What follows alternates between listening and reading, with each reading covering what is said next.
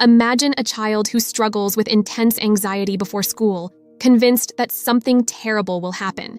Another child lashes out in frustration, unable to control their emotions.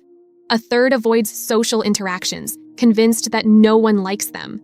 These are not just phases, they are patterns of thought and behavior that can deeply impact a child's well-being. One of the most researched and effective therapies for such challenges is cognitive behavioral therapy. CBT is based on a simple but powerful idea. Our thoughts influence our feelings, and our feelings influence our actions. If we change the way we think, we can change how we feel and behave. Originally developed in the 1960s by Dr. Aaron Beck, CBT has since evolved into one of the most widely used psychological treatments for children and adolescents. Studies show that CBT is effective for a wide range of childhood mental health conditions, including anxiety, depression, ADHD, OCD, PTSD, and behavioral disorders. One of the most compelling studies on CBT's effectiveness was a meta-analysis published in the Journal of the American Academy of Child and Adolescent Psychiatry, which found that 70–80% of children who received CBT showed significant improvement in their symptoms compared to those who did not receive therapy. The effects were long-lasting, meaning that children continued to benefit even after therapy ended. But how does CBT work in practice? Unlike some therapies that focus on the past, CBT is goal-oriented and focuses on present challenges. A child learns to identify negative thought patterns, challenge them, and replace them with more balanced and realistic thinking. One of the core techniques used in CBT is the thought-feeling-behavior triangle. If a child believes, "I will fail this test because I'm dumb," they may feel anxious and unmotivated, leading them to avoid studying or give up. CBT helps them reframe that thought into something more constructive, like, "This test is difficult, but I can prepare and do my best." This shift in thinking leads to less anxiety and a greater willingness to study. Another widely used CBT technique is cognitive restructuring, where children learn to challenge distorted or irrational thoughts. For example, a child who assumes nobody likes me is guided to look at evidence for and against that thought. Have they had positive interactions with peers? Are they making assumptions based on one bad experience? Through this process, children learn to develop more realistic and positive self-perceptions. For children with anxiety disorders, exposure therapy has shown remarkable success. This involves gradual exposure to feared situations in a controlled manner. For example, a child with social anxiety might start by practicing small conversations in therapy, then with a friend, and eventually in larger groups.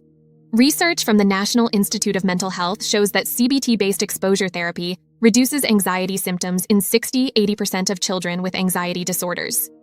For children struggling with anger and impulse control, a CBT technique called self-monitoring and problem-solving training is commonly used. Here, children learn to recognize their triggers, pause before reacting, and choose healthier responses.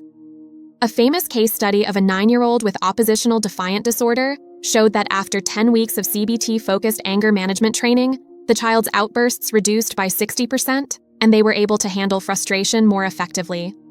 CBT also integrates behavioral strategies, such as reward systems and positive reinforcement, to encourage desired behaviors. For example, children with ADHD might use visual schedules, checklists, and structured routines to improve focus and task completion. One of the most fascinating aspects of CBT is its use of thought experiments. A therapist might ask, "If your best friend was in this situation, what would you tell them?" This encourages children to step outside their anxious or negative thinking patterns and develop self-compassion. CBT is also increasingly being adapted into digital formats. Research has shown that CBT-based apps and online programs can be effective in reaching children who may not have access to in-person therapy. One study found that online CBT interventions reduced anxiety symptoms in 75% of participants, proving that technology can play a major role in mental health treatment. A common misconception about CBT is that it's only about positive thinking. In reality, CBT does not teach children to ignore problems or suppress emotions. Instead, it helps them develop realistic, balanced thinking and practical coping skills. Another misconception is that CBT takes a long time to work. In fact, CBT is one of the fastest-acting therapies, with many children seeing improvement within 10–15 sessions. Unlike traditional talk therapy, which may be open-ended, CBT is structured, time-limited, and focused on achieving specific goals. One of the most inspiring real-world examples of CBT's impact comes from a study on children with obsessive-compulsive disorder. In a landmark trial at the University of Pennsylvania, 80% of children who received CBT reported significant symptom reduction, and many no longer met the diagnostic criteria for OCD. At its core, CBT empowers children. Instead of feeling overwhelmed by their thoughts and emotions, they gain the tools to manage them. Whether it's an anxious child learning to face their fears, a depressed child challenging negative self-talk, or a hyperactive child developing better impulse control, CBT provides practical, evidence-based strategies that can transform lives.